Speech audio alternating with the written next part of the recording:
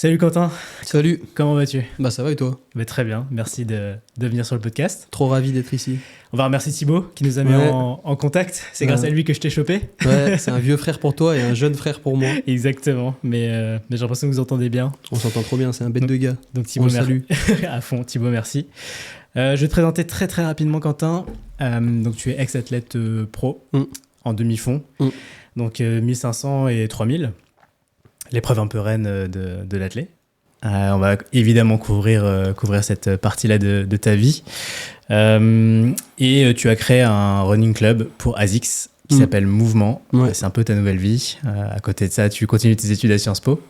Tu viens de me le dire juste avant, je viens de l'apprendre, mais en industrie créative. Ouais. Et ça va m'intéresser aussi de comprendre comment tu as fait ce switch-là. Si ça vient depuis, en fait, c'est une passion depuis de longue date. On va commencer par un vrai ou faux. C'est un peu la nouveauté de cette année. Donc tu réponds par vrai ou faux et tu peux expliquer. Vas-y. Si t'en as envie, si t'as pas envie, on passe à la prochaine question. Pas de problème. Alors, première affirmation, pour performer sur 1500, le mental compte autant que les jambes. Ouais, 100%. Le sport de haut niveau te construit plus qu'il ne t'abîme. Ouais, je crois, dans l'ensemble. Il peut t'abîmer et tout, s'il y a des fragilités, ou c'est sûr que ça peut t'abîmer à des endroits, mais beaucoup plus construit. En vrai, moi, on en reparlera peut-être plus tard, mais toute ma vie et tout qui je suis aujourd'hui, ça a vraiment été construit grâce au sport et à travers le sport de haut niveau, donc oui. Notamment la discipline, peut-être. Ouais, la discipline, franchement, le mental, en vrai, tout. Quand toute ta vie est structurée autour d'un chrono, tu finis par confondre ta valeur et ta performance. Ouais, 100%. Je crois aussi, et c'est dur de comprendre, surtout très jeune. En fait, le sport de haut niveau, souvent, c'est très jeune que tu commences le sport.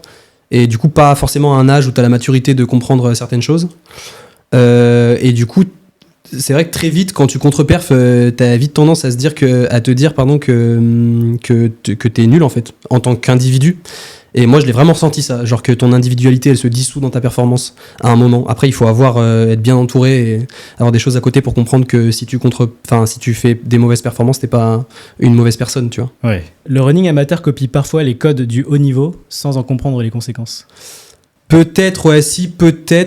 En tout cas, moi, je vois beaucoup de gens qui veulent se suréquiper, etc., sur le matériel, qui s'entraînent beaucoup.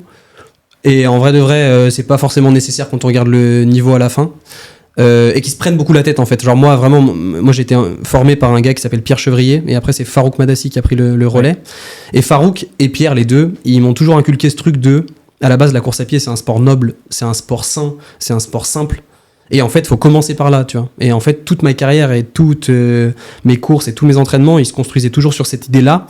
Et en fait, parfois, j'ai l'impression que certaines personnes, en tout cas une partie du milieu du running, prend le problème dans l'autre sens. Et genre commence par des trucs très compliqués alors qu'en fait, à la base, c'est un truc très simple. Donc ouais, je crois. Super intéressant. On va parler évidemment du running en deuxième partie d'épisode. Et je veux bien qu'on revienne là-dessus. Vas-y. Surtout avec les modes. La discipline d'un athlète est un avantage dans la vie en général. Ouais, 100%. Ouais. 100%. Ça t'apprend le respect, ça t'apprend les valeurs, ça t'apprend l'humilité, ça t'apprend l'honnêteté, ça t'apprend la résilience, ça t'apprend En vrai, tout. Et encore une fois, ça rejoint ce que je disais tout à l'heure. Moi, vraiment, tout. Rien que le fait dans la vie, d'aller parler à des gens, de toujours essayer de me confronter à des points de vue divergents, tout ça, c'est que des choses que j'ai appris grâce au sport de haut niveau. Et aussi, en fait, le fait que, à mon sens, la vie d'un sportif de haut niveau, c'est l'inconfort, c'est d'être inconfortable, l'inconfort tout le temps. Et en fait, d'avoir été habitué à cet inconfort, et ça, c'est une grosse carte aujourd'hui dans la vie. Parce que du coup, j'ai tendance à plutôt voir le verre à moitié plein qu'à moitié vide tout le temps. Et ça aide beaucoup. Mais il y a beaucoup de choses, donc oui, 100% vrai. Trop bien. On peut passer à une présentation un peu plus poussée, Quentin. Est-ce que tu peux te présenter en parlant de ton parcours d'athlète, mais pas que. Tu peux aller plus globalement sur ta personne. Moi, en fait, le truc, c'est que je me suis énormément cherché et je me cherche encore beaucoup. Et je pense que toute ma vie, je vais me chercher. À l'école, j'étais un gros turbulent et tout, qui était un peu désintéressé dans la manière, mais dans le fond, qui n'était pas désintéressé. Mais juste, c'était les choses très concrètes qui m'intéressaient, tu vois, genre l'histoire, le français, genre des trucs comme ça. Et les trucs que je savais qui allaient me servir à rien, franchement, ça me saoulait vite et tout, et j'étais insupportable pour mes parents. Franchement, je pense que ça a été vraiment horrible, même genre parler avec ma mère de temps en temps, Vraiment, j'étais un cancre, tu vois, de ouf. J'avais quand même des bonnes notes, mais franchement, je travaillais pas. Et mes profs, ils me disaient toujours, c'est trop dommage d'avoir du talent à l'école et de pas l'exploiter.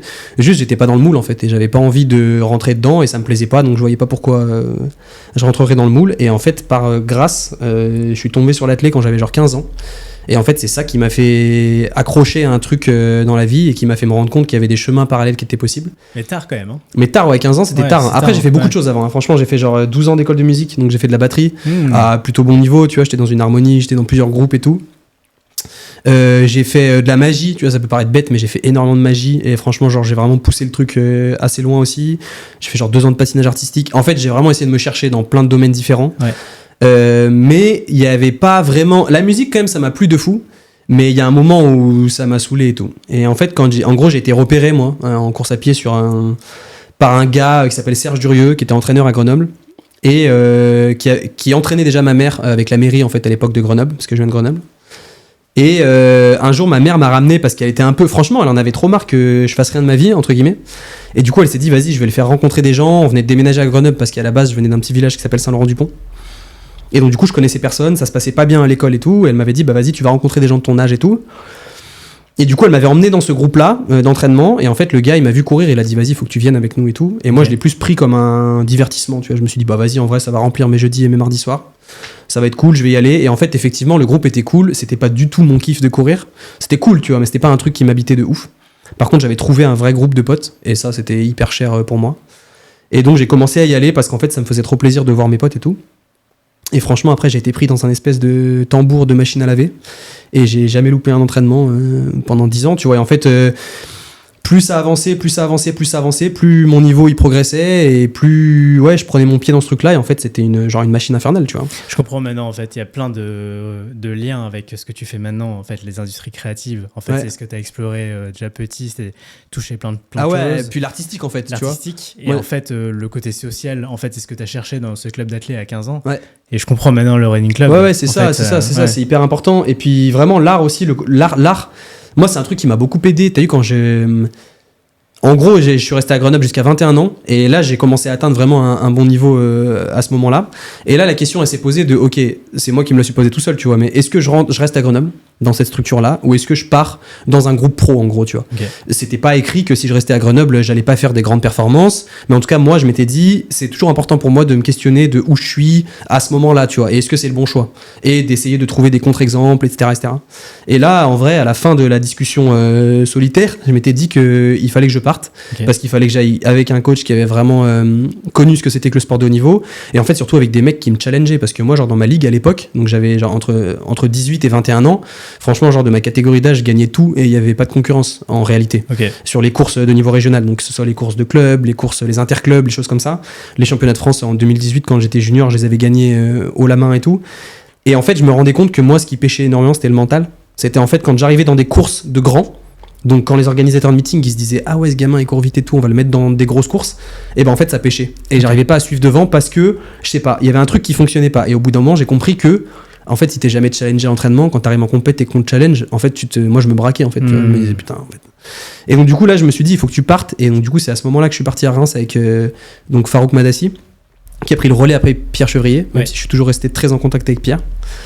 Et en fait, je suis parti aussi là-bas parce qu'il y avait un athlète qui s'appelle Mayedine Mekissi Benabad, qui est triple médaille olympique. Et en fait qui était connu et qui est toujours connu pour être l'un des meilleurs athlètes de tous les temps. Et j'étais un peu en contact aussi avec Mayedine. Et je sais qu'il n'était pas contre le fait que je vienne m'entraîner avec lui. Et il y avait d'autres très bons athlètes. Il y avait Clément Desnaux, un excellent coureur de 800 mètres. Romain Séverin, un excellent coureur de 800 mètres. Julien Rebec, un excellent coureur de 5000 mètres. Il y avait vraiment une grosse équipe. Et donc du coup, là, je me suis dit, bah vas-y, j'en ai parlé avec Pierre. Et il m'a dit, bah en vrai, si tu penses que c'est la bonne solution, il faut partir. Et donc là, j'ai commencé mes 4 grosses années. Et donc du coup, pour faire le lien, bah là, à ce moment-là, je suis parti de chez ma famille parce que je vivais chez mes parents et tout ça. Et là, j'ai habité dans un CREPS, donc il y a un centre d'entraînement, une structure régionale, si tu veux, dans une petite chambre. Genre de je sais pas, 8 mètres carrés, vraiment minuscule, avec un lit, une place. Je vois le genre. Entrée en hibernation, tu vois. Entrée en religion, presque. Tu vois, c'était presque une entrée en religion. Quoi. Je te jure, franchement, c'est ça. Hein. Vraiment, tu vas manger à la cantine, tu t'entraînes, tu retournes manger à la cantine, tu te réentraînes et tout. Et moi, à ce moment-là, l'art, ça m'a trop servi. Ok. Genre, c'est là que j'ai découvert la littérature, c'est là que j'ai découvert les films, c'est là que j'ai découvert les peintures, les sculptures et tout. Parce que dans les grands moments de solitude qui découlaient de l'entraînement d'un sportif de niveau, Et ben en fait, j'arrivais à trouver une oreille et quelque chose qui me parlait à travers l'art et tout. Et donc du coup, ça m'a beaucoup touché. Et maintenant que j'ai arrêté le sport, j'ai l'impression que c'est l'art qui me permet de faire cette transition et qui me permet d'être à un endroit où je me sens bien, tu vois. Tu t'es construit sur plusieurs piliers toujours. Directement. Ouais, j'ai essayé et tout. Et encore une fois, ça m'aide de fou depuis que j'ai arrêté ma carrière, parce que ça me permet de pas avoir qu'un truc et qu'en fait, j'ai des petits radeaux de sauvetage là sur lesquels je peux sauter et qui me permettent de pas me noyer, quoi, en vrai. Et quand tu as 21 ans, tu te fixes des grands objectifs quand tu veux partir à Reims. Parce que parfois, t'avais un peu le profil quand même de personnes qui voulaient d'abord kiffer son sport. Ouais. Mais qui n'avaient pas forcément de grands rêves, tu sais, qui tous les soirs rêvent d'être champion olympique et tout. Ben en fait, ça s'est fait doucement, ça quand même. Genre moi, quand j'ai fait le choix de partir à Reims, moi je me suis dit maintenant, tu veux partir à Reims, c'est pour être le boss. D'accord. Et moi, quand j'avais une discussion avec mon coach et tout, c'était en mode maintenant, tu viens ici. Maintenant, c'est pour faire partie des grands. Tu vois ce que je veux dire? C'est pas c'est toujours dans ce truc de. Tu vas pas faire les choses à moitié. J'aime pas faire les choses à moitié. Ouais. Et je me rappelle l'année dernière, ça m'avait touché. Il y avait Ouda Benyamina, qui est la réalisatrice du film Divine, et qui est la présidente, enfin la fondatrice de l'association Mille Visages, qui est une association de cinéma. Et j'étais dans cette association l'année dernière, je prenais des cours. Qui avait dit un soir, moi j'adore le chaud, j'adore le froid, mais je déteste le tiède. Et moi, je trouve que cette phrase, elle est trop vraie aussi pour moi. Et donc, du coup, je m'étais dit, toujours dans ce truc de, si je pars à Reims, c'est pour y aller à 100%. Et j'avais peur qu'en restant à Grenoble, ça allait rester genre un petit kiff, tu vois. Genre un kiff, je me fais kiffer et tout. Mais en fait, au bout d'un moment, j'ai compris que si tu voulais faire partie des meilleurs, en vrai de vrai, il fallait passer par des moments compliqués et tout. Pas forcément compliqués, mais en tout cas, t'investir genre pleinement dans ce projet-là. Et donc, du coup, après, à partir de ce moment-là, j'avais plus que ça dans la tête. Genre vraiment, c'était genre, mon rêve, il prenait une consistance sensible. C'était vraiment genre, physiquement, les secondes que j'essayais de rattraper tous les jours, elles étaient là devant moi et je mangeais avec elles et elles me suivaient et tout, tu vois, c'était vraiment genre un engagement total pendant 4 ans. Et là, tu visais du coup les JO? Ah, les JO, mais j'avais même pas le limite et tout, franchement, les JO de Paris, parce que moi, on m'a toujours répété depuis que j'étais jeune que j'étais la génération Paris 2024. Ok. Donc moi, quand j'ai quand même, il y avait ça. Ouais, depuis, ok. Bah ouais, j'ai fait championnat du monde en 2018 et t'avais une espèce de courbe de la performance, je sais plus comment ils appelaient ça, mais il me semble que c'était ça. Et en gros, la Fédé, il te montrait que ta progression, elle devait être linéaire que ça, et t'avais 2 courbes, une courbe basse et une courbe haute. Et moi, j'étais dedans, tu vois. Et en fait, le but, c'est de pas en sortir. En tout cas, de pas en sortir vers le bas. Et nous ont toujours répété, franchement, à partir de j'avais genre 17-18 ans, quand je suis rentré dans le cercle des équipes de France, en mode vous êtes l'élite, vous êtes les gens. Et moi, je m'en souviens du discours des championnats du monde, en mode vous allez faire rêver les Français en 2024. Et ça va être exceptionnel. Et en vrai, ça, c'était magnifique et tout. Et moi, je me suis investi à 100% et je me suis dit vas-y tu vas faire partie de ça et tout, et c'était genre même de représenter la France et dignement, tu vois, pourquoi pas d'aller chercher une médaille. Ta vie en fait tourne autour de ça. Comment se passe le processus sur ces 4 ans, parce que du coup il y a quand même plusieurs années. T'as un titre de champion de France, tu l'avais avant par contre? Je l'ai eu en 2018, mais je l'ai eu en 2021 chez les Espoirs. Et Espoirs, c'est ça? Ouais. Ok. J'ai été une fois champion de France chez les Espoirs, j'ai été vice-champion de France Espoir aussi. En fait j'ai fait vice-champion de France ou 3ème, je sais plus, 2ème ou 3ème peut-être. Mais là, ton parcours, du coup, dit quand même que tu y vas, quoi. Enfin, ah ouais, j'y vais. Ouais. Non, franchement, c'était... Et puis, franchement, jusqu'à 2023, c'était la progression. J'ai eu quelques années un peu blanches. Honnêtement, j'ai eu quelques années blanches. 2019, 2020, 2021, c'était un peu compliqué. À part mon titre de champion de France, mais c'est dans des conditions un peu particulières. Parce que je me blesse toute la saison et franchement, c'est pas du tout attendu à ce que je sois champion de France. Et du coup, je pense que ça rend ce souvenir le meilleur souvenir de ma vie, je pense. Encore plus beau, ouais. Ouais, c'était trop magnifique. Mais par contre, à partir de 2023, vraiment, c'est l'année où tu te dis, franchement, là, tu peux aller au jeu. Tu peux aller au jeu parce que déjà, t'es à 2 secondes des minima, première chose, c'est très peu. Et en plus de ça, il y avait une marge, franchement, il y avait une marge. Genre, en vrai, on était en juin, c'était une des premières courses de la saison. Et en fait, j'allais repartir en stage derrière, j'allais refaire des courses. Franchement, tout était écrit pour que ça aille plus vite. Et ça n'est pas allé plus vite en 2023. Je sais pas si c'est par épuisement mental ou si c'est par manque de mental, parce que moi j'avais un gros problème, ça pêchait beaucoup dans la tête, en vérité. Okay. J'étais beaucoup plus fort à l'entraînement qu'en compète. Et ça c'est la grosse problématique de plein d'athlètes de haut niveau. J'allais te poser la question, qu'est-ce qui a... Bon, du coup on l'a pas formulé, mais tu rates les JO pour 2 secondes, ce qui est que dalle. Et j'allais te demander qu'est-ce qui a pêché pour toi, c'est le mental à ce moment-là, quoi. Ouais, je pense que c'est le mental, parce que franchement, quand moi je repense à des séances que j'ai passées et les gens ils le savent pas, parce que franchement pour moi c'est pas une fierté que de repasser des séances de fou malade et d'en compète que ça bloque, tu vois. Ouais. Mais franchement, tous les entraînements qui étaient derrière le vélo, moi, mais j'étais genre j'étais trop fort. Et moi je m'en souviens d'une fois en 2000. Il me semble que c'est en 2023. à la fin d'année, avant les élites, et franchement les élites je passe en finale et tout, mais genre sur le fil, et ça se passe pas bien les élites, enfin je sais pas, genre vraiment je suis pas du tout dans le coup, je suis dans le coup à la cloche et après il se passe plus rien, mais vraiment à aucun moment je suis dans le coup. Et une semaine avant, ou genre 8 jours avant, j'avais un test sur 1000 mètres à l'entraînement à Grenoble, et je l'avais fait avec un pote derrière le vélo et tout, et l'idée c'était genre un peu un fond de course, tu vois, genre en gros fond de course, quand on dit fond de course c'est entre le 400 mètres et le 1200 mètres, tu vois, en gros du 1500 mètres, donc c'est vraiment au milieu, et c'est la partie qui se veut être la plus lente normalement, tu vois, parce que la fin du 1500 mètres elle va vraiment vite, le début il va vraiment vite, et le milieu c'est un peu, tu vois, ça va vite mais on tranquille, on se regarde. Mais en même temps, comme on était entraîné sur là plutôt une course type meeting, donc une course qui va vite, là où il faut que tu ailles chercher des perfs, et pas une course de championnat où le but c'est de gagner. Ça allait quand même vite, quoi qu'il arrive, tu vois, mais vite plutôt bas que plutôt haut. Ouais, je vois.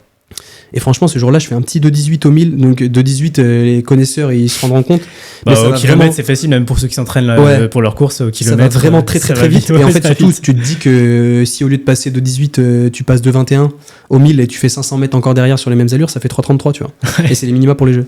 Oui, j'allais te demander, c'est 3,33. Okay. Ouais. Toi, et franchement, le 2,18, il était genre, mais trop facile. Mais c'était fou. Moi-même, j'avais pas les temps de passage et tout. Et à la fin, mon coach, il me dit, devine combien t'as fait et tout, et 2,18. Et en fait, quand ça passe pas derrière en compète, c'est trop frustrant. C'est trop frustrant parce que tu te dis, t'as un niveau de fou furieux, et des exemples comme ça, j'en ai 1000. Des séances de ouf que j'ai réussi à passer et tout. Et je sais pas pourquoi ça pêchait, mais en fait, parce que j'avais peur.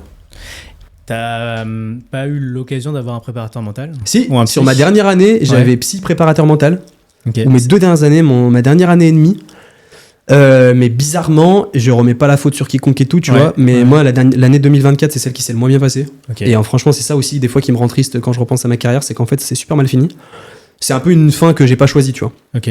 C'est un peu une fin que j'ai pas choisie. Mais en fait, il y avait beaucoup de choses qui voulaient que ça fonctionne pas en réalité. Genre en février, je me fais opérer d'une opération un peu chiante, genre du pubis, pour une pubalgie. Donc franchement, quand début février, tu te fais opérer pour une pubalgie alors qu'il faut faire les minima début juin, en vrai de vrai, c'est complexe. Compliqué, hein. Et moi, ça faisait déjà des mois que je m'entraînais sur la douleur, mais genre la douleur, genre ça faisait vraiment vraiment mal. Et un matin, je me suis levé, j'avais eu mal toute la nuit, c'était horrible, ça m'avait empêché de dormir et tout. Et là, ce matin, je me suis dit non, vas-y, c'est pas possible et tout machin. J'ai appelé mon médecin et là, on a calé une opération, mais genre en 3 jours, tu vois. 3 jours après, j'étais sur le billard. Donc ça allait très vite et en vrai, une équipe au top.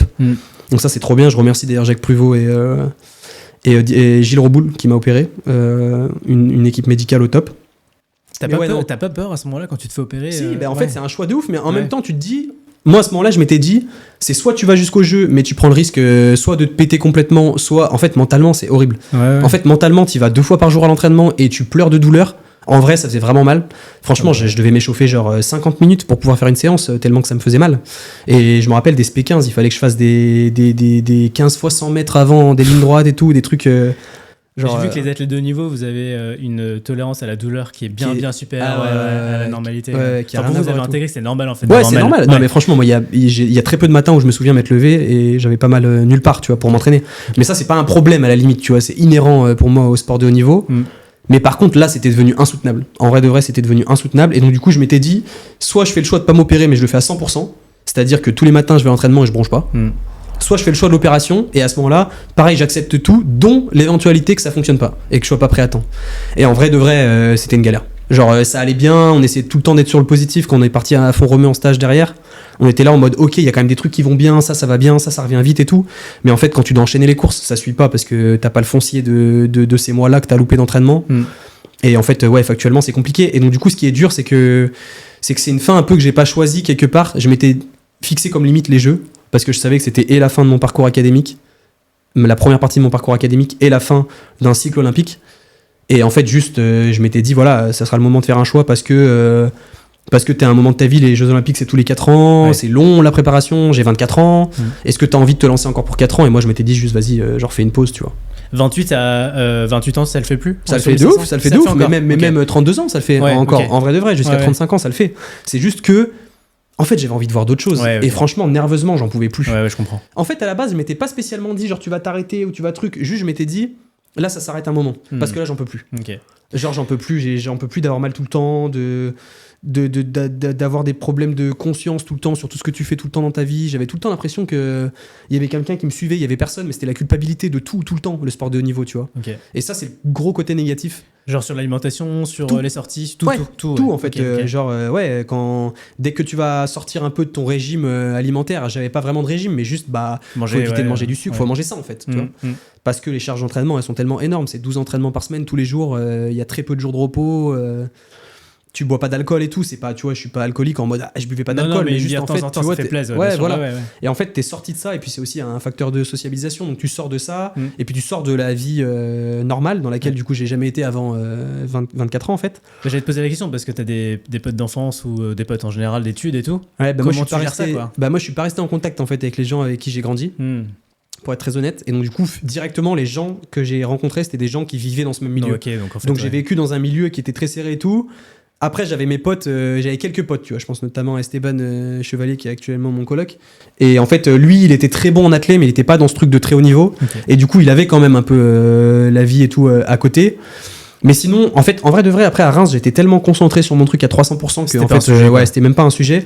Mais dans le fond, ça te travaille et t'y penses un peu et tout. Et du coup, c'est pas évident. Et vraiment, ce truc de culpabilité tout le temps dans tout ce que tu fais. Et franchement, ça c'était insupportable. Je rebondis sur ce que t'as dit à un moment. 2024, c'était la pire année. Ouais. Pour le coup, t'étais accompagné d'un psy et préparateur mental.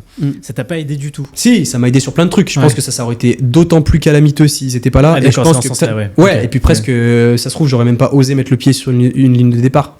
En fait, ils m'ont aidé aussi à me dire. En fait, la psy, ça a surtout été sur le plan perso, parce que moi, il y avait beaucoup de sujets sur le plan perso. Et le prépa mental, il m'a vraiment aidé. Sur ma année 2024, j'étais un peu en crise avec mon coach. En crise de relationnelle.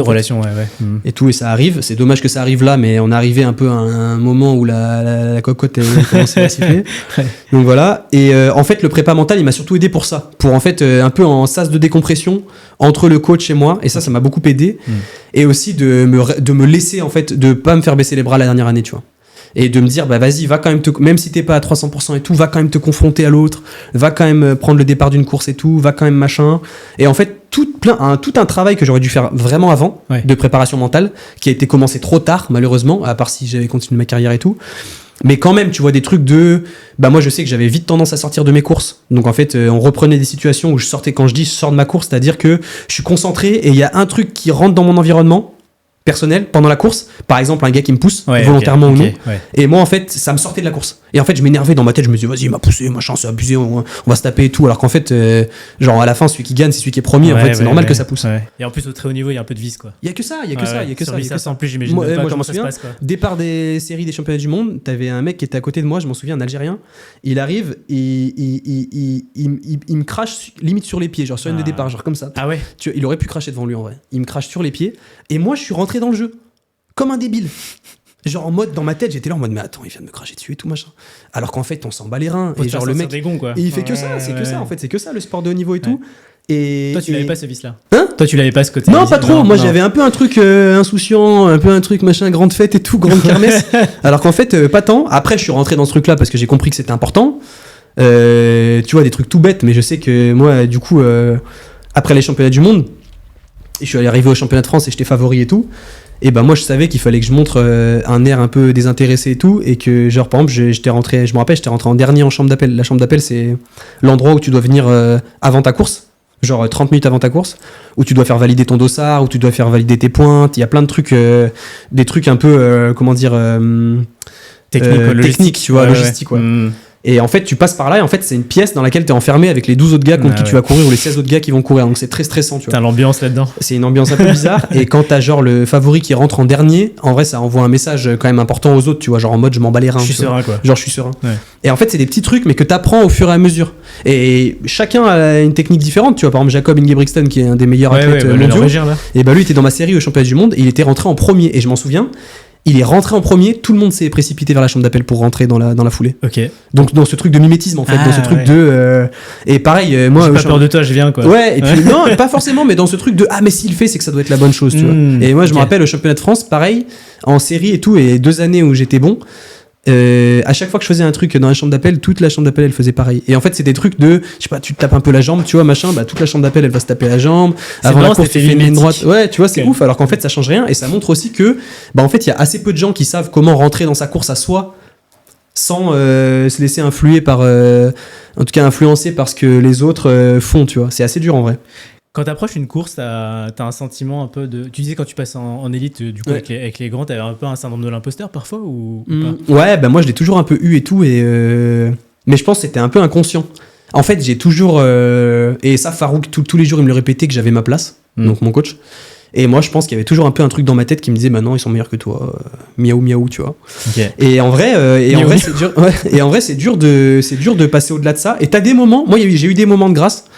Et j'ai eu des moments de grâce où j'ai réussi à passer au-delà. Et souvent, c'était quand on touchait à mon ego et à ma fierté. Et en fait, ça, mon coach, il a assez vite compris. Donc, du coup, il s'en est assez vite servi. Donc, pas d'un point négatif ou quoi, parce que ça fonctionnait. Et pareil, championnat de France Espoir en 2021. Blessé toute la saison et tout. Franchement, saison catastrophique. Et il s'était passé des choses à l'entraînement. J'ai eu des altercations avec des autres athlètes et tout, machin, truc. Qui m'était un peu rentré dedans à l'entraînement en mode ah mais t'es nul toi non. J'étais là en mode bah ouais je suis nul mais je me suis blessé tout l'hiver, ça a été compliqué pour moi et tout machin, et puis de toute façon c'est la compète, le juge de paix, tu vois. Bonne ambiance quand même. Bonne ambiance et tout, et je m'en souviens quand j'arrive au championnat de France avec mon coach, les séries elles passent bien mais pas exceptionnelles, tu vois, pour passer en finale. Donc les séries c'est en 2 jours, t'as les séries la veille et la finale le lendemain. Je passe en finale des championnats de France et là je m'en souviens, je marche avec mon coach.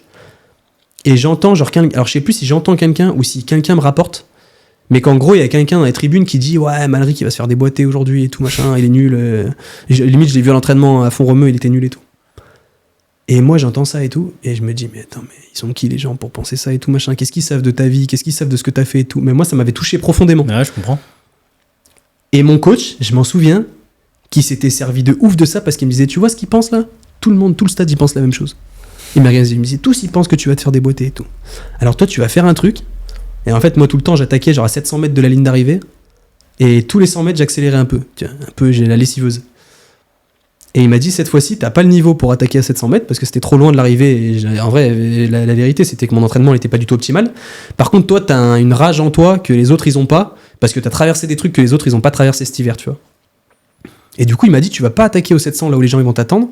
Et tu vas attendre, et pendant toute la course, tu vas attendre, et ça va être une course d'attente. Et en fait, tout ce qui t'est arrivé cette année, et tout ce que t'entends, et ce que t'as entendu avant la course et tout, ça va tourner dans ta tête, ça va tourner dans ta tête, ça va tourner dans ta tête. Et le moment où tu vas la poser, tu vas tout ressortir, toute la haine et toute la frustration et tout, tu vois, même tes problèmes perso et tout, tu vois. Il appuie sur le doigt, sur tous ces trucs-là et tout ça, machin. Et tu vas faire parler tes jambes. Et en fait, il m'avait dit, t'attaques dernier 300 mètres. Et en fait, du coup, j'attends, et je m'en souviens que j'attaque pas au 700, et il y a un peu un truc dans la course en mode, ah, c'est bizarre, il a pas attaqué au 700. Et après, on arrive au 1000, et j'attaque pas, ah, c'est bizarre, il a pas attaqué au 1000 et tout. Et je m'en souviens qu'à 400 mètres de la ligne d'arrivée, c'est Maël Gouillette, donc qui est aux Jeux Olympiques sur 1500 mètres, qui attaque. Et moi, tout de suite, je me mets dans sa roue, et aux 300 mètres, genre vraiment, tu vois, ça montait, et aux 300 mètres, genre, j'ai tout envoyé, genre all-in, et j'ai gagné ce jour-là. Et franchement, c'était trop magnifique, cette manière aussi d'apprendre le truc, et de se dire qu'on se sert des mauvais moments par lesquels on est passé, et des trucs que les gens on peut dire sur nous, etc., pour se dépasser, tu vois. C'est ouf. C'est bah ouais, c'est c'est un peu bizarre et tout, ouais. Mais d'un autre côté, je pense que ça peut pas fonctionner pendant toute une carrière. Non, et moi, mon prépa mental, il m'avait dit ça, il m'avait dit, tu peux pas faire construire, et tu peux pas construire une carrière sur de la frustration. En fait, c'est pas possible. Donc en même temps, ça peut te permettre de faire des coups, et ça peut te permettre de... Moi, je sais que j'ai toujours voulu réussir dans quelque chose, et donc je sais que ça, dans ma tête, c'est tout le temps un peu dans ma tête, et c'est ça qui me permet toujours de faire le pas de côté ou d'aller m'engager dans un truc et tout. Mais tu peux pas construire toute une carrière sur de la frustration. Et moi, le problème, c'est qu'en vrai, plus j'avançais, plus c'était construit là-dessus. Et je pense que c'est aussi pour ça que le château de cartes, il s'est effondré. Comment ça se passe pour la qualif au JO? C'est une course ou c'est sur plusieurs Et ben en fait, t'as des minima. Peut-être, hein, mais juste que je comprenne. T'as des minima. Ouais. Donc nous, c'était genre 3:33:50, je crois, 3 minutes 33:50.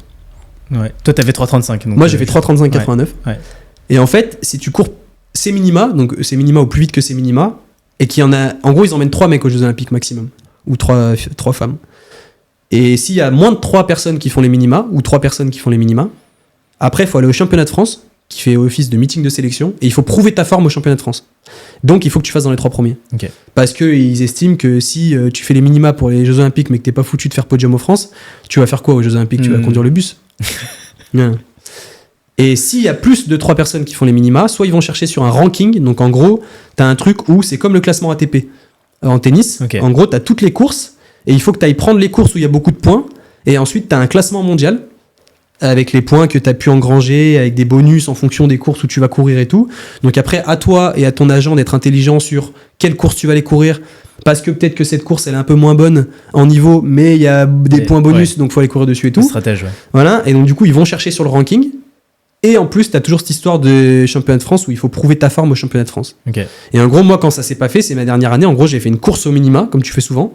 Donc en gros, soit t'es très très très très fort et les minima, c'est pas un problème pour toi. Donc en gros, tu fais une course, t'as les minima, terminé, bonsoir. Ok. Voir si t'es vraiment très fort, t'as même pas besoin de faire les minima, ils te prennent d'office. Mais en France, c'est pas trop le cas. À part Asdin sur 1500 mètres, et même lui, je pense qu'il doit faire les minima. Et en fait, de course en course, je faisais pas les minima, tu vois. Et en fait, j'ai rentré dans une spirale un peu négative. Et en fait, le jour où j'ai appris que j'irais pas au jeu, je le savais. En fait, c'est ça, c'est que toute la dernière année, en vrai de vrai, il y avait une petite voix dans ma tête qui me disait, mais en fait, tu sais déjà que tu vas pas y aller. C'était un peu en fond comme ça. C'était un peu en fond tout le temps et tout. Et ce qui t'encourage, enfin, ce qui te donne pas non plus du positif pour le faire, quoi. Ouais, ce qui te donne pas du positif. Ouais. Et moi, je me souviens une course en 2024 et tout. Je me souviens, je courais un soir à Strasbourg, gros meeting. On m'a fait rentrer dans une grosse course. Ça me parle, ça, du coup. Et ouais, Strasbourg, meeting de Strasbourg et tout. Et on m'avait fait rentrer au meeting exceptionnel. Et je me rappelle, il y avait un coucher de soleil, parce que les courses, ça part tout le temps tard le soir, vers 22h, 21h30. Et on s'est mis sur une de départ. T'avais 12 mecs affamés qui étaient là pour leur qualification au jeu. Et moi, j'avais un coucher de soleil au bout, franchement, vous voyez que ça, c'était magnifique. Et moi, j'étais là en mode, mais c'est délicieux ce coucher de soleil, c'est exceptionnel. Et là, j'ai pris du recul, je me suis dit, mais là, tu dois être le seul trou de balle qui pense au coucher de soleil, t'as la conscience. Sûrement. Tu vois, et en fait, à ce moment-là, je me disais, là, il y a un problème quand même. Et en vrai, je sais plus combien j'ai fait, je crois que j'ai fait 3,38 ou 3,37, ce qui était pas non plus une mauvaise performance. Oui. Mais genre, juste, à ce moment-là, tu te dis, ouais, t'es plus dedans, browser. C'est fini, quoi. Bah ouais. C'est fini avant même d'avoir commencé. Et donc en vrai, la dernière année, elle était compliquée pour ça, parce que juste, à chaque fois, je me disais, mais qu'est-ce que tu fais là? J'avais chopé le Covid en plus à la fin de l'année, franchement c'était horrible. Avant ma dernière course à Genève, rien qu'aller, j'avais chopé le Covid et j'étais allé courir à Genève en fin de Covid, donc l'ambiance et tout catastrophique. Ouais. Et je me rappelle, mon agent il m'avait inscrit à la course et tout, il m'avait pris les billets, tout ça pour que j'aille à Genève et tout. Et quand j'arrive, j'étais pas dans la bonne série. En gros, t'as plusieurs séries, la première c'est la meilleure et la deuxième elle est moins forte. Et j'étais arrivé, j'étais dans la série 2 et là j'étais là en mode mais c'est pas possible. Et en fait, ce qui est trop bizarre, c'est que limite j'avais un truc, une voix dans ma tête qui m'a dit, genre j'étais content. En mode j'ai fui le combat. Ouais. En fait, j'ai fui. En fait, au fond de toi, si t'as pas envie, tu peux pas le faire. Oui, c'est ça un peu la conclusion du truc. C'est qu'en fait, pendant longtemps, ça m'a animé et j'avais trop envie et j'ai vraiment une dalle et tout. Mais au bout d'un moment, si toi, au fond de toi, t'as plus envie et que tu le fais parce qu'il y a des gens qui ont des attentes, parce qu'il y a des gens qui attendent ci de toi, parce qu'il y a des gens qui attendent ça de toi et tout machin. Ouais, en fait, t'es un peu dans la machine à laver, quoi. Ouais, en fait, t'es là, quoi. Donc, en arrivant, on m'a dit, bah non, t'es en série 2, et je sais pas, j'ai râlé un peu pour la forme, tu vois, mais au fond, j'étais en mode. de montrer, quoi. Mais au fond, j'étais en mode, en vrai, genre, c'est mieux, tu vois. C'est dingue. On va parler de la bascule, parce que du coup, on sent que c'était intense quand même, forcément, cette période-là, et j'ai l'impression qu'après, tu bascules dans autre chose. Ouais. Comment se fait cette transition? Déjà, quand tu te dis, bah, c'est là, je vais arrêter, qu'est-ce qui se passe après, quoi? Franchement, t'es qui? Tu deviens qui? Qu'est-ce que tu fais tes journées? Parce qu'en fait, tu passes d'une vie qui est minutée. C'est ça. À faire avec ce que tout tu le veux. monde qui s'occupe de toi et t'es le centre du monde. Quoi. Ouais, c'est ça, exactement. Donc déjà ça, un point négatif, c'est que du coup maintenant j'ai l'impression que des fois que je suis le centre du monde alors que c'est pas le cas. En fait, c'est dur de sortir. Surtout qu'on a invité dans des podcasts. Tu vois, c'est ça. Non mais plein de trucs. T'as plein de trucs d'avantages encore, tu vois. Non, bien sûr.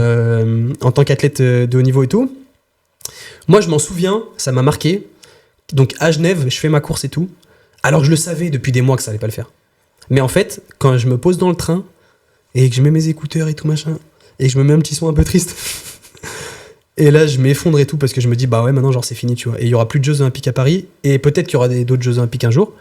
Mais en tout cas, ce qu'on te susurre dans l'oreille depuis des années, depuis 2018, en mode tu vas en être et qu'en fait tu te rends compte, même s'il y a un côté de toi au fond qui savait, mais tu te mens à toi-même, et ben en fait le moment où t'es complètement transparent avec toi et que tu te rends compte que ça va pas le faire. En vrai de vrai, tu tombes d'une montagne. Genre moi, je suis tombé d'une montagne, mais c'était bizarre parce qu'en même temps, c'était un soulagement de ouf, mais une déception en même temps ouf. Ah ouais, en mode maintenant, je dois plus rien à personne. T'as vu, si j'ai envie de me coucher tard, je me couche tard. Si j'ai envie de faire ci, je fais ça. Et bizarrement, depuis ce jour-là, pendant 6 mois, j'ai trop bien dormi. Et en fait, je dormais pas mal avant, mais je me suis rendu compte que en dormant bien, je me suis rendu compte que je dormais mal avant, tu captes ou pas? J'étais pas là en mode je dors mal, mais quand j'ai commencé à bien dormir, je me suis dit mais en fait tu dormais mal, poteau, tu vois. T'avais quand même une charge mentale en moins, quoi. Ouais, je dormais bien, léger et tout, magnifique et tout. Et donc j'avais écrit tout un texte et je m'étais rendu compte que, et j'avais écrit, je m'en souviens ce soir-là, Un rêve peut donc mourir écrasé par son propre poids. Et en fait, c'était vraiment ça que j'ai ressenti. Pour moi, il n'y a pas de phrase qui explique mieux le truc. C'était que c'était vraiment un rêve, c'était sincère. Et j'y croyais vraiment dur comme fer. Et je pense que j'ai vraiment été pas loin de toucher ce rêve et tout. Et je l'ai vraiment effleuré et j'ai adoré l'effleurer et tout. Mais en fait, juste, ça a pris le dessus et j'ai pas été capable de porter ça et de porter le.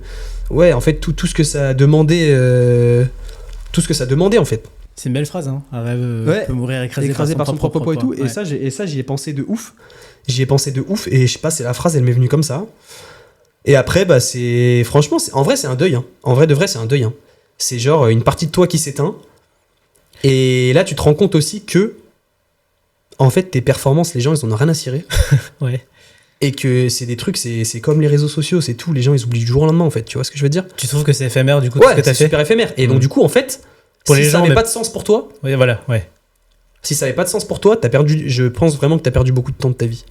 Et j'ai eu de la chance que ça ait toujours eu du sens. Et même dans ma dernière année, en 2024, où c'était compliqué et tout, et ben en fait, de me confronter à ça, quand même, et d'être dans cette position, et me dire, bah, t'as dit que t'allais jusqu'à là, tu vas jusqu'à là, et tu fais les choses jusqu'à la fin, même si c'est un enfer. Et bah genre ça, je trouve que c'est trop important. Et c'est trop un truc qui m'apporte que du positif pour la suite. C'est ce que tu en retires là finalement de cette dernière année d'échec, on va dire, c'est tout ça, c'est de dire que t'es quand même allé au bout, quoi. Ah mais surtout, franchement, sur toute la trajectoire, c'est de me dire que... Et j'ai toujours été acteur dans ma carrière, tu vois, de me dire que quand je voulais faire un truc, je le faisais, quand je voulais pas faire un truc, je le faisais pas.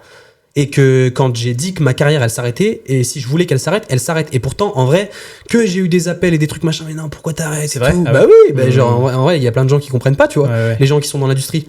En mode, mais pourquoi t'arrêtes ? T'as un talent de fou. Et j'ai même entendu, genre moi, toute ma vie, j'ai rêvé d'avoir ton talent et je l'ai jamais eu, et toi t'arrêtes. Et moi, je suis là, mais déjà, genre, je l'ai pas choisi. Et je te dois rien, je l'ai pas choisi. Ouais. Et tu sais, j'étais un peu en mode, sans faire de mauvaise comparaison, mais les pouvoirs magiques d'Harry Potter, est-ce que genre Harry Potter, il doit faire le bien et tout dans le monde, mais est-ce qu'il en a vraiment envie, le browser, tu vois ? Ça n'a rien à voir, mais genre dans l'idée et tout, dans la métaphore, moi j'étais vraiment dans un truc de, ok cool, mais genre je l'ai pas choisi, et moi ça m'a permis de faire plein de choses, mais maintenant c'est pas parce que j'ai ça en moi que je suis obligé de l'exploiter jusqu'à la moelle et tout, et franchement je préfère partir en disant, bah non, maintenant c'est moi qui ai décidé de partir, plutôt que dans 8 ans je me dise, mais attends, mais ça fait 8 ans que t'es en train de te perdre dans un truc qui te fait plus vibrer. Ouais, c'est vrai. Le voir comme ça aussi, t'as raison. Parce que tu doubles encore le temps de truc, quoi. Voilà, mais d'un autre côté, les émotions que j'ai vécues à travers le sport de haut niveau et tout, et les moments de grâce que j'ai touchés, parce qu'en fait, c'est pareil, il y a pas longtemps, j'en parlais avec quelqu'un et tout, et qui me demandait qu'est-ce que tu cherchais, qu'est-ce que tu cherchais dans ta carrière, tu vois, parce qu'en fait, en vrai de vrai, courir, c'est genre partir d'un endroit et revenir au même. Et qu'est-ce que tu cherchais ? Et moi, je me suis demandé, j'ai dit, putain, c'est vrai, c'est une vraie question. Et en fait, après, j'ai capté qu'il y avait des moments où genre le temps il s'arrêtait quand je courais ou quand j'étais en perf, un flow, un état de grâce, je vois, et un état de presque d'immortalité. Ouais, je vois. En fait, un truc où t'as plus aucune notion de ce qui se passe autour, t'as presque un ultrason dans l'oreille, une espèce de bruit blanc. C'est pareil, la première fois que j'étais champion de France, quand je lève je tourne la tête à droite, je tourne la tête à gauche, je vois qu'il y a personne, je regarde l'écran géant, je vois qu'il y a personne. Et là, t'as un truc comme un shoot d'adrénaline, un shoot de tu sais pas quoi. Et où t'as toute ton année, toutes tes années de travail, tous tes sacrifices, tous les gens que t'as aimés, qui t'ont soutenu et tout machin, toutes les épreuves que t'as traversées, qui te reviennent et qui te submergent et tu te noies là-dedans et tout, et c'est trop bizarre. En fait, c'est un moment de grâce, mais genre tellement ultime, qu'en fait, quand tu le vis une fois, tu te dis, bah non, mais je veux le vivre plein de fois, ce truc. Et donc, du coup, je crois que c'était vraiment ça que j'ai cherché pendant toute ma carrière. Et ça, quand ça s'arrête, bah c'est dur de te dire que ça va pas être évident de le retrouver dans ta vie civile, entre guillemets. J'allais dire comment tu... Bah, pour l'instant, je trouve pas. Ouais, pour l'instant, tu trouves pas ? Bah non, franchement, je trouve pas. Vraiment, ce truc de grâce, tu le trouves dans l'amour. Tu sais, je sais pas, t'es amoureux de quelqu'un et tout. T'as toujours un moment où tu sens que t'es à ta place, où t'es bien. Ouais. Et où t'es là, où c'est léger, t'as l'impression de rider un nuage, tu sais, tu te la régales. Donc il y a un peu ça et tout. Je sais pas, des fois tu vas écouter une musique ou tu vas être sur le vélo et le soleil il va pile poil taper au bon endroit, au truc, tu vois, tout va être parfait, tout va être bien aligné avec une petite mélodie dans les oreilles et tout. Mais genre au point d'une victoire sur une course ou d'un truc comme ça, d'un accomplissement et tout, franchement c'est dur à retrouver. Hein. Ouais, je comprends. Comment tu te projettes ensuite 2024, 2025, donc après juin du coup, les JO passent et tout. Comment tu te construis après ? C'est quoi la suite pour toi ? Comment tu l'as construit ? Et bah je l'ai construit franchement avec un gros néant pendant des mois et des mois, qui était très agréable en fait de se dire que juste t'as pas à tout penser dans ta vie, t'as pas à tout millimétrer, juste tu te pavanes, tu fais ce que tu veux et tout machin. Il doit y avoir un côté libérateur là. Gros côté libérateur et tout. Et puis en plus, à ce moment-là, moi je suis arrivé à Paris. Donc je suis pas de Paris à la base. Et donc la découverte de cette magnifique ville, et tu vois, même si ils vivent là depuis 20 ans, ils sont blasés et tout. Franchement, quand t'arrives ici à 24 ans, moi je suis à Sciences Po, tu vois, donc c'est une école qui est quand même stimulante intellectuellement. Et t'es dans ce truc de libération un peu après une carrière d'athlète, franchement c'est quand même magnifique, tu vois. Donc là tu commences à comprendre ce que c'est que la vie. Tu vas au cinéma, tu vas au restaurant, tu vas voir des expos, tu vas au musée, tu te la régales, tu vas en soirée et tout, machin, beaucoup de soirées, beaucoup. Tu découvres cette vie à 23, 24 24 ans. Ouais, 24 ans. Hein. Ouais, c'est tard, mais en même temps c'est d'autant plus intense.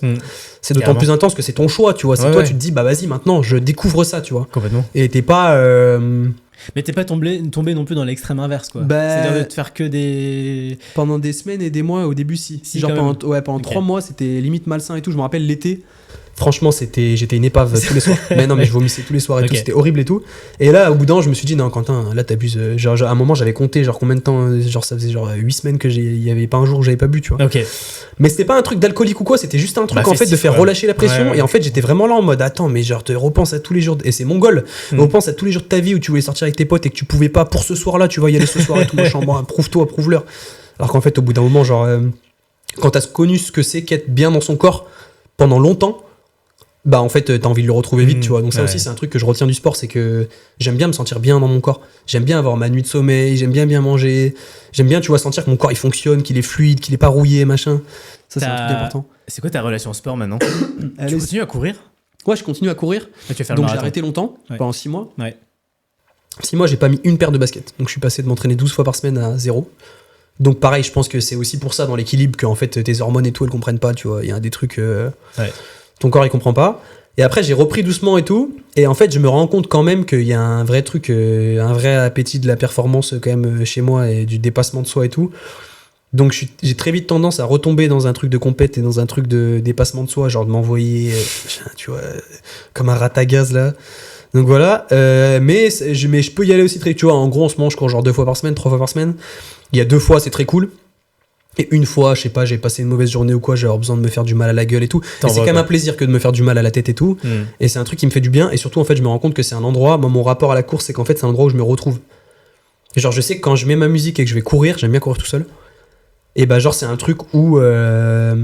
C'est ton introspection. Ouais, c'est mon introspection. Et en fait, aussi, ça me rappelait plein de souvenirs de l'athlé. Et en fait, ça me fait du bien de les revivre par procuration aussi, un peu, tu vois, de revivre ça, parce que j'ai l'impression que c'est ça aussi des fois qui est cool dans la vie, c'est de revivre des moments à travers autre chose, tu vois, à travers un livre, tu as une relation amoureuse à travers un livre, ou une déception à travers un livre, ou un truc. Et moi je sais que dans la course avec une musique et tout, bah souvent je vais me rappeler d'un moment que j'avais oublié, et ça me fait du bien, et en fait surtout ça me permet de me rendre compte que c'est beau ce que t'as fait, tu vois, genre en mode c'est stylé mec, genre tu peux être fier de Watt, et de revivre ces émotions et tout, ça me fait du bien. Et donc du coup j'ai un rapport plutôt sain je crois aujourd'hui au sport, même si j'ai une fâcheuse tendance à... T'as comme envie de parfois m'envoyer à m'envoyer un peu. Et ouais, cette année je fais le marathon de Paris mais avec ma mère en fait. Trop bien. Je fais le marathon de Paris avec ma mère, elle a eu 50 ans cette année et je lui ai offert ça un cadeau de Noël. Trop cool. Alors attends, tu passes du coup du 1500 au 40. Ouais, ça fait long, franchement jamais j'aurais pensé faire ça et tout. Ouais. Honnêtement. Souvent les athlètes qui courent des petites distances ont du mal, mais ont pas forcément envie quoi. Ah mais moi tu m'aurais dit tu me prépares pour faire une perf, j'aurais dit non. Là je le prépare vraiment parce qu'en fait c'est pour vivre des émotions et c'est toujours pour chercher ce truc de grâce. En fait moi ma vie c'est que ça. C'est genre chercher la grâce et chercher ce truc, ce flow, tu vois, ce moment où tout s'aligne et tout. Et je pense que sur ce genre de truc tu peux le trouver. En vrai tu fais un marathon avec une des personnes qui t'est le plus chère au monde et tout. C'est trop bien. Bah genre c'est trop magnifique et c'est des émotions je pense qui sont gravées à vie, tu vois. Et c'est plus pour l'aventure humaine en fait qu'autre chose. En fait je m'en fiche de faire un marathon ou pas. Juste je sais que bah peut-être qu'il faut passer par un marathon pour vivre des trucs forts, c'est possible. Et en même temps, et ça je trouve ça vrai et tout, je trouve que le sport, et c'est pour ça que j'ai construit des amitiés qui sont hyper solides à travers le sport de haut niveau, c'est qu'en fait ça te met dans une position de faiblesse et de vulnérabilité qui est tellement forte. Parce qu'en fait c'est dur, donc tous les masques que t'as en société tout le temps pour te donner un genre, pour truc et tout, bah quand t'es dans une grosse séance, en fait tu peux pas te permettre en fait de garder de l'énergie pour garder tes masques, donc en fait t'es vraiment à nu, tu sais, t'es recourbé sur toi-même, t'es comme ça, les mains sur les genoux, t'es pas bien, t'es dans des positions qui sont pas gratifiantes et tout, et donc du coup en fait quand tu vois des potes comme ça, et quand des potes te voient comme ça, t'as un moment où, genre, je sais pas, où tu te dis, on est dans la même famille, on est dans la même galère et tout. Et donc, du coup, t'as un truc de confiance qui se crée déjà d'entrée. Et en fait, mine de rien, là, c'est un peu ce qui va se passer avec ma mère aussi. Tu vois, un truc de, voilà, là, on se parle à nu. Genre, vraiment, tu vois. Pas avec la parole, avec les jambes et tout. Mais on va se retrouver à nu. Et ça, je trouve ça beau. Et là, il n'y aura pas de filtre, c'est clair. Ouais, il n'y aura pas de filtre. En fait, t'es vraiment dans un truc de sincérité ultime vis-à-vis de toi-même. Et en fait, tu vois, si t'as envie de pleurer, tu pleures. Si t'as envie de rire, tu ris. Si t'as envie de dire que t'as mal aux jambes, tu dis que t'as mal aux jambes. Tu vois, t'es dans un truc, je trouve, de sincérité et tout. Et ça, en vrai, je trouve ça magnifique. Sur le marathon, tu t'es préparé comment et depuis combien de temps Moi, je suis un peu le mauvais exemple. Je suis un peu le mauvais élève parce que j'avoue que la préparation n'est pas du tout optimale. Normalement, tu vois, un marathon, ça prend beaucoup de temps. Il faut vraiment surtout pas se lancer là-dessus. Donc, par exemple, ma mère, elle a une grosse préparation. Donc, elle s'entraîne vraiment beaucoup et tout. Elle s'entraîne 4 fois par semaine. Elle va courir. Elle fait des sorties longues. Elle a un plan d'entraînement, un programme et tout. Et donc, moi, je l'aiguille aussi un peu à travers ça. Moi, je suis dans un truc où j'essaie de courir un peu pour garder la forme. Et surtout, en fait, parce que musculairement, ça va être dur de courir pendant 4 heures. Mais tu vois, en vrai, j'ai couru pendant 10 ans de ma vie. Genre, mon corps, il connaît, il s'en est pris. Enfin, franchement, je courais 130 km par semaine, toutes les semaines. Donc, en fait, au bout d'un moment, t'as quand même un truc de mémoire musculaire. Et le foncier, ouais. Tu vois, et de foncier intrinsèque. Moi, je le vois, même si je m'arrête 2 mois et que je vais retourner courir, tout de suite, il va y avoir un truc où t'es, je sais pas, naturel. Genre, ça roule. Mais c'est pas du tout un conseil que je donne à quelqu'un qui voudrait préparer un marathon. Bien au contraire, c'est quelque chose qui se prépare, qui est dur, qui prend du temps. Moi, pour ma préparation, c'est plus de me dire il faut que j'arrive à courir quand même assez régulièrement, pendant un peu longtemps, pour pas que je me blesse en fait. Pour pas que je me fasse mal, parce que courir un marathon à 10 km/h, c'est plus de 4 heures d'effort. Et en vrai, c'est long. Et moi, j'ai jamais couru plus de 1h40, je crois, dans ma vie. Donc, c'est un challenge aussi. C'est clair. Ouais, sur le macadam et tout. Ouais, et puis en fait, d'aller doucement, t'as un truc aussi où les chocs ils vont vachement vers le bas. Et donc, du coup, tes cuisses elles prennent cher, tu vois. Alors que quand tu vas vite, t'as un truc d'inertie où ton énergie elle va vers l'avant et elle va pas que vers le sol. Elle est transmise vers l'avant et donc du coup il y a beaucoup moins de poids qui sont mis sur tes jambes et tu travailles beaucoup plus par exemple les ischios, les mollets, que là ça va vraiment être les quadris parce qu'on va taper vers le bas, tu vois. Okay, donc c'est très différent. Donc toi tu t'es pas fait une prépa de fou pour ce marathon? Je me suis pas pris une prépa de fou et tout. Après c'est dans un mois, donc là je vais commencer quand même à faire des sorties un peu longues. Genre il faudrait que j'en cale au moins 1 ou 2. Des trucs d'au moins genre 25-30 km, tu vois. Pour pas passer de 20 à 40, ce qui ferait du simple au double. Mais franchement non, j'ai trop hâte et tout et ça va être extraordinaire, j'ai trop hâte. Sur l'aspect mental d'une course, en prenant le marathon de Paris, là tu t'y prépares ou juste toi tu y vas au talent et comment tu Je m'y prépare, franchement non, je m'y prépare et j'y vais au talent, mais genre je me prépare à ce que ce soit. En fait, je pense qu'on se rend pas compte parce que aussi il y a un truc de mais non, mais tranquille, j'ai couru toute ma vie donc ça va être tranquille et tout. Mais en fait, par exemple, il y a pas longtemps, je suis allé courir 1h40 et tout et franchement, c'était hyper long. Et du coup, je me prépare à en chier mentalement. Ça va pas être un truc, je sais, où ça va être un... Parce que franchement, il y a des trucs mentalement en athlète qui étaient vraiment ardus. T'as des journées d'entraînement, franchement, t'avais des journées d'entraînement. Où là, c'était vraiment dur. Je me rappelle, à Font-Romeu, mon coach Farouk, il était très attaché à ce qu'on en chie à l'entraînement. Tous les jours. Un peu, tous les jours. T'as des coachs où, tu vois, tous les 5 jours, ils vont mettre une grosse séance et après, on s'économise et mentalement et dans les jambes. On va faire que des journées avec des doubles footings, on va faire une journée avec une muscu. Après, on fait une grosse séance. Après, le lendemain, on fait footing et tout. Farouk, sa méthode d'entraînement, c'était tous les jours, je t'en mets un peu dans la gueule. Pour, en fait, habituer à ce que ton cerveau, il soit jamais endormi, à ce que tes jambes, elles soient jamais endormies. Et en fait, petit à petit, genre, avant de gravir les marches, il faut les construire, tu vois. Vraiment, dans ce truc de tous les jours, on construit une petite marque et tout. T'assimiles un peu la douleur et la difficulté. Voilà, c'est ça, tu vois. Mais vraiment, même avec le fait de s'être entraîné avec Maïdine aussi, tu vois, grâce à lui, j'ai pu faire des trucs quand même, et grâce à Farouk, où en fait, rien que de courir 3,35, franchement, sans ces gars-là, je l'aurais jamais fait, tu vois. Genre, j'aurais jamais pensé qu'un jour j'en serais capable. Et Maïdine, je me rappelle, il disait tout le temps des phrases de ouf. Genre, c'est pas la séance qui doit faire mal, c'est toi qui dois faire mal à la séance. Tu sais, ça veut rien dire. Non, mais en fait, c'est un mindset. C'est un mindset où tu te dis, bah vas-y, il faut que j'y aille, il faut que je rentre dedans et tout. Et à Font-Romeu, Farouk, des fois, il te tapait des séances où t'avais genre 30 minutes de seuil en côte. Enfin, t'avais 1 heure de seuil. Donc le seuil, c'est genre un peu une allure que tu peux tenir longtemps. Mais rapide. Confortable, mais ça va vite. Ouais. Tu vois, donc je sais plus, ça doit être un truc du genre 60% de ta VMA ou un truc comme ça. Je sais pas, je suis assez nul en truc comme ça. Mais en gros, c'était genre 3,20, tu vois, en gros, au kilomètre. Jusqu'à 3,10, ça dépend de tes catégories de seuil.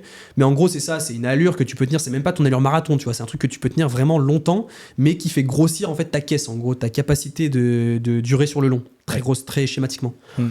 Et en fait, Farouk, il aimait bien travailler les côtes, faire des côtes, parce que les côtes, c'est dur, déjà d'une.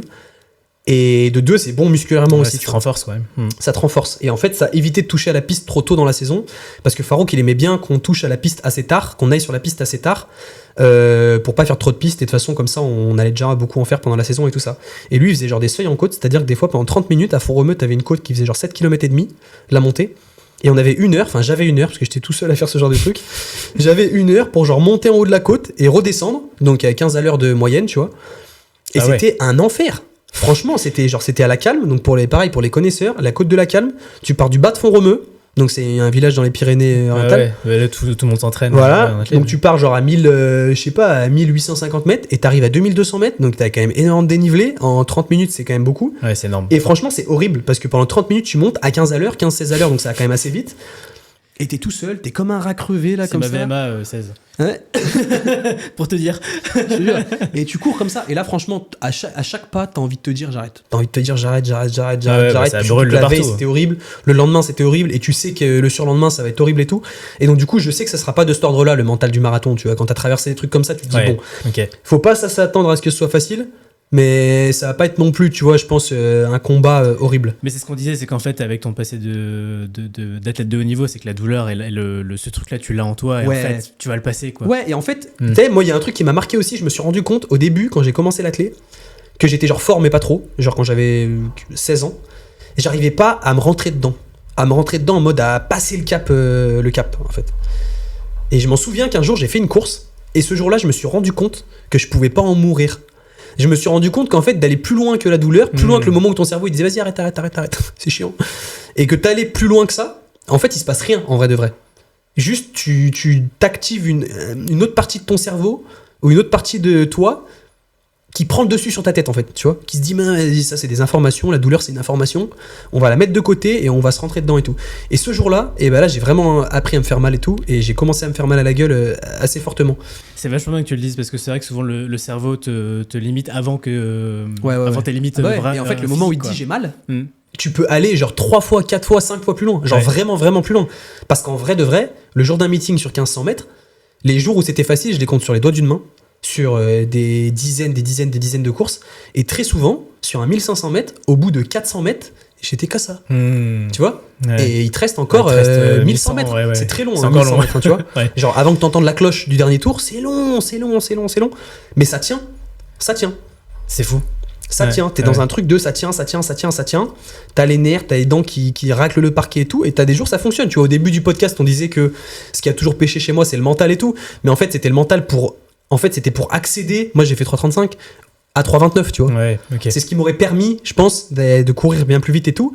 Mais déjà, pour arriver à 3,35, en fait, t'as des moments où il faut être fort dans la tête. Oui, en fait, l'échelle de mental n'est pas forcément la même pour toi que pour quelqu'un de lambda. Exactement. Ouais. Et en fait, ça m'a beaucoup aidé. Et ça m'a marqué aussi les séances qui étaient difficiles avec Farouk. Et moi, je me souviens surtout des séances de côte. C'était trop dur les côtes. Je m'en souviens des fois on pleure et tout. Et on faisait des spécifiques 1500 mètres en côte. Donc c'est vraiment des séances à l'allure de ta course qui sont tout le temps sur la piste en temps normal. Et nous, Farouk, il nous les faisait faire en altitude, donc en dette d'oxygène, et en côte. Donc en fait, en vrai de vrai, quand tu passes des séances comme ça, quand t'arrives sur la piste, t'as l'impression que t'es sur un tapis roulant, que ça roule tout seul. T'as l'impression que tu traînais un sac à dos avec des pierres et tout. Et quand tu redescends en plaine, que tu mets tes pointes pour aller bien vite et tout, que t'es tout nickel, que t'as de l'huile sur les jambes et tout machin, et que tout est nickel et que t'arrives sur la piste, franchement, t'as l'impression que t'as des bouteilles d'oxygène, un jetpack, t'as l'impression que tu voles, et ça pareil, c'est une sensation qui est extraordinaire. Mais tu vois, alors moi je parle énormément de préparation mentale forcément sur ce podcast, mais bon, c'est clair que la préparation de ton sport physique et tout, c'est quand même la base, et que en fait c'est aussi ça qui te fait progresser mentalement, quoi, forcément. Ouais, mais c'est ça en fait, parce que ça c'est de la prépa mentale en fait aussi. Ça, que ton coach te dise tous les jours, bah vas-y, aujourd'hui qu'est-ce qu'on va faire ? Bon, on va en chier, allez, c'est parti, tu vois. Et ce truc de se dire, et demain qu'est-ce qu'on va faire ? Bah vas-y, on va en chier encore et tout. Et en fait, c'est rien que ce truc de, bah t'en chies tous les jours. Et en fait, quand t'arrives à l'approche de la compète, 4 jours avant la compète, tu te dis, putain, c'est marrant, il commence à alléger un peu, à enlever un peu un truc. Aujourd'hui, y a pas muscu, aujourd'hui machin. Et en fait, t'arrives. Et en fait, bah le jour de la course, et bah comme les 2 jours d'avant, t'as pas fait grand chose. et ben en fait tes jambes t'as l'impression qu'elles sont toutes légères et que tu te sens tout léger, bien, ouais. et en fait tu bombardes. Donc en fait c'est une autre forme de prépa mentale qui passe pas par les mots, mais qui parle par bah vas-y, maintenant je vais te faire gravir des montagnes, et comme ça quand t'auras une petite colline, bah tu vas la passer tranquille, tu vois. C'est marrant ce truc là sur le 1500 que tu l'as aussi, que 3-4 jours avant quand t'allèges tu retrouves tes jambes, parce qu'en prépa marathon t'as vraiment cet effet là. Genre 2 semaines avant t'es au pic et franchement t'es éclaté, t'es éclaté, t'as plus de jambes quoi. Et 4-5 jours avant tu sens que ça revient, tu dis ah ça c'est intéressant. Tu diminues vraiment, et souvent nous ils nous mettent du rythme, c'est-à-dire ils nous mettaient des trucs avec beaucoup plus de récup, donc vraiment pas fatigant pour les jambes et tout, où ça allait vite, c'était des courtes distances mais avec beaucoup plus de récupération, tu vois, pour vraiment recommencer à avoir des sensations sur des allures rapides, mais sans que ça te marque trop, mais sans que ça t'endorme non plus, parce qu'après le problème c'est que si t'es habitué à t'entraîner 12 fois par semaine et que pendant 4 jours tu fais rien, la course c'est horrible. Faut pas que tu t'arrêtes non plus d'un coup. Ah non, du coup faut quand même en garder, et moi la veille j'aimais bien faire un truc un peu vénère la veille de la course, pour me réveiller, un truc un peu dur. Tu vois, je refaisais un truc un peu dur pour me remettre dans des conditions dures, et aussi je me rendais compte qu'en championnat j'étais jamais meilleur en finale qu'en série. J'étais toujours meilleur en finale qu'en série, pardon. Donc t'as un truc aussi de ok, il faut quand même faire attention parce que les séries c'est quand même dur, il faut que tu te rentres dedans pour passer en finale, et donc c'est à dire que t'es fatigué et pourtant t'es meilleur en finale, donc pourquoi? C'est tu vois, donc t'as un truc aussi de faut pas non plus trop s'endormir, je crois, il faut quand même garder un truc où du jus quoi, sur le gros du truc il faut quand même récupérer du justement du jus. Mais par contre, avant, c'est bien de s'activer un peu et de s'envoyer un peu avant pour réhabituer ton corps. Pas s'endormir, ok. C'est pour le marathon, ça peut être utile pour. Exactement, non, franchement, c'est bien. Et moi, je lui ai dit ça, ma mère. Je lui ai dit qu'une semaine avant, il fallait vraiment qu'elle se calme et tout. Par contre, c'était bien si, genre 3 jours avant du marathon, elle recommençait à faire un peu, genre un fractionné un peu intense, même plus rapide que ses allures de course, pour qu'après, sur la course, elle soit tranquille et elle ait l'impression que ce soit facile. Tu vois. Que ça déroule, quoi. Je vois que le temps passe vite. Je voulais parler encore du club de running que tu as monté pour ASICS. Vas-y. Alors pourquoi ? Et quelle est l'approche que tu veux mettre en place dans ce club ? Parce que les running clubs à Paris, il y en a beaucoup. Il y en a 3000. Voilà, qu'est-ce que tu as envie de transmettre dans ce club ? Toi qui étais athlète de haut niveau, pourquoi ? Pourquoi ? Déjà, c'est ASICS qui m'a proposé et tout. Donc ça, j'étais trop content parce que moi, ça a toujours été mon partenaire pendant que j'étais athlète de haut niveau. Donc c'est eux qui ont financé toutes mes saisons, etc. Et en fait, je suis toujours resté un peu en contact de près ou de loin avec eux. Et en fait, il y a quelques mois, il y a Clara, guitare, qui est RP pour ASICS, qui m'a appelé et qui m'a dit voilà, qu'est-ce que t'en penses ? On aimerait bien monter un truc autour d'une communauté running et on a pensé à toi. Et du coup, déjà, ça m'a touché qu'elle pense à moi. Et moi, je pensais que j'allais assez m'en éloigner et tout du sport, mais en fait, naturellement, en vrai, je me suis dit, je suis dans un master d'industrie créative, on te donne l'occasion de créer quelque chose.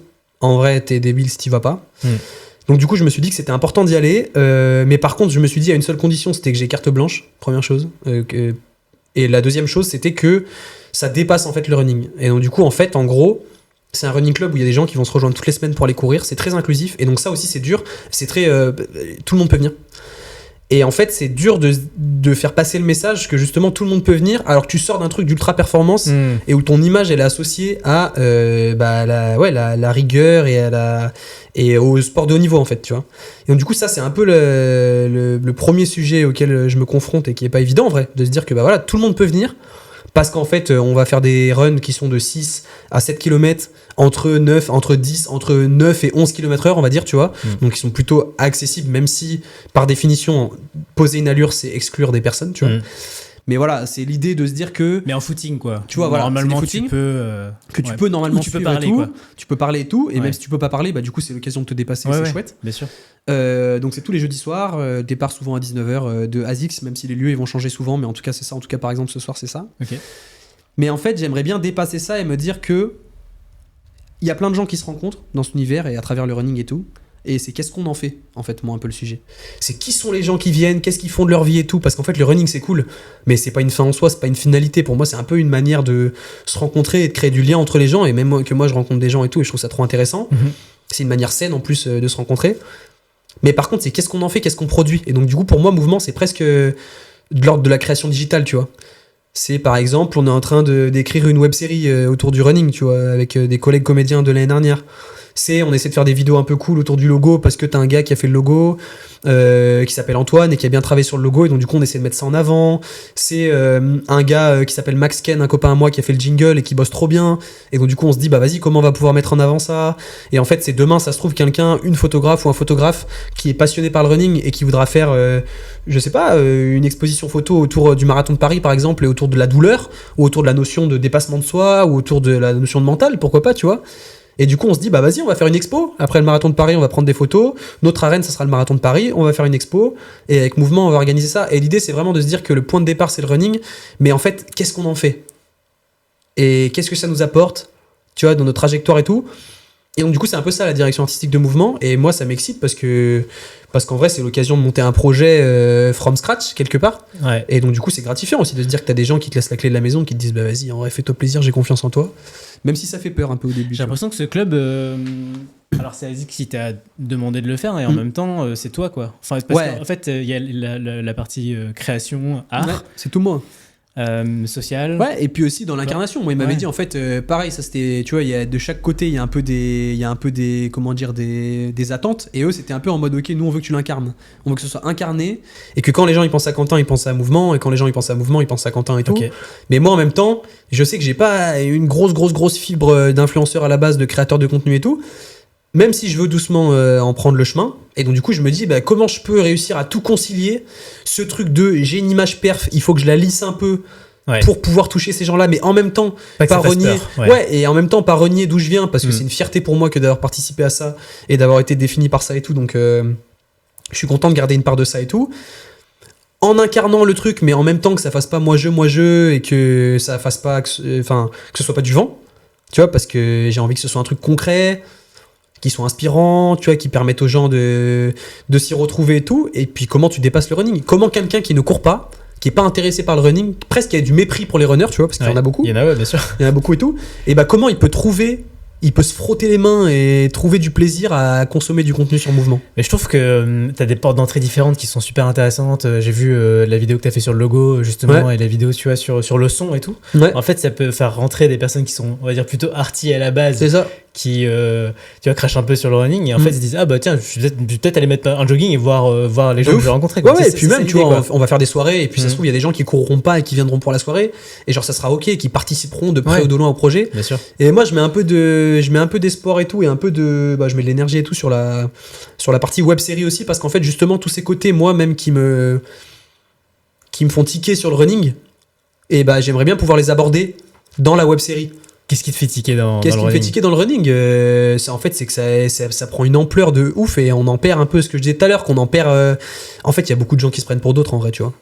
Et en fait, qui n'ont pas conscience que tout ça existe, tu vois. Et en fait, c'est presque du manque de respect pour les gens qui travaillent très dur et tout au quotidien. Je dis pas que les runners, entre guillemets, tu vois, ils travaillent pas très dur.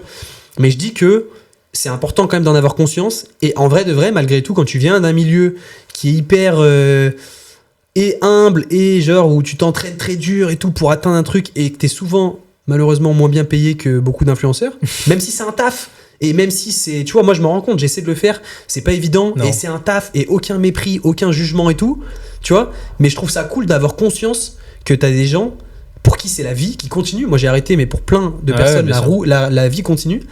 Des gens qui donnent toute leur vie à ça, qui lâchent leur taf, qui lâchent tout et qui ont rien. Et ça franchement je trouve ça important de se dire que bah en fait 30 minutes au 10 bornes, en vrai de vrai, genre entre nous c'est naze, tu vois. Et quand tu viens dans le milieu du running et tout, 30 minutes au 10 bornes, c'est un truc de fou. Moi je connais des gars qui font 27-20, tu vois, c'est des gars qui mais inconnus quoi, inconnus du grand public, je veux 27-20 ils sont connus, mais du grand public ils sont inconnus. Du très grand public, mais, tu vois, mais même par exemple 28-30 qui sont inconnus du grand public. Moi j'ai des copains qui font 28-40 que personne ne connaît. 28-40 c'est genre monstrueux, tu vois, et qui limite n'en vivent pas. Et en fait moi ça quelque part ça me fait mal au cœur et tout. Et j'ai pas de jugement pour aucun des deux mondes et tout. Bien sûr, juste j'aime bien le rappeler. Et j'aimerais bien qu'il y ait un peu de cette identité-là dans l'idée de Mouvement, de se dire que bah, c'est trop chouette que les gens ils se dépassent, que tout le monde a sa place, que toutes les performances elles sont belles, mais qu'on pète pas plus haut que son cul. Ok.